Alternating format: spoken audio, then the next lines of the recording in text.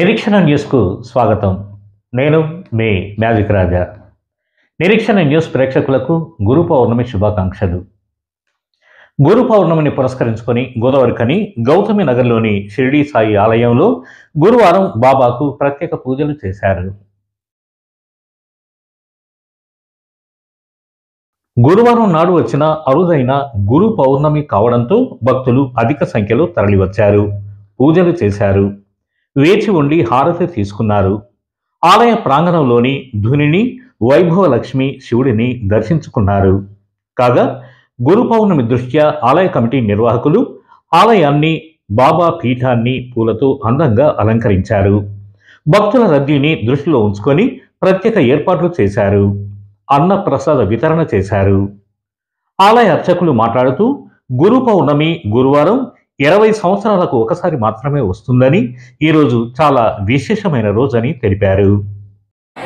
గురు పౌర్ణమి మహా పర్వదినం. గురువారం గురు పౌర్ణమి వచ్చింది. ఈ గురు పౌర్ణమి సందర్భంగా మన కార్యక్రమంలో పొద్దున బాబావారికి హారతి ఇచ్చాం. తర్వాత బాబావారి పంచామృత అభిషేకం చేశాం. ఆ తర్వాత పూజ చేసినాం. బాబాగారు పూజ చేసి 10కి హారతి ఇచ్చినాం. మళ్ళీ ఇవాళ 12 హారతి అయింది.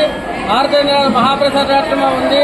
ఈ మహాప్రసాద కార్యక్రమంలో విశేషమైన జనం, భక్త జనాలు వచ్చి పాల్గొంటున్నారు.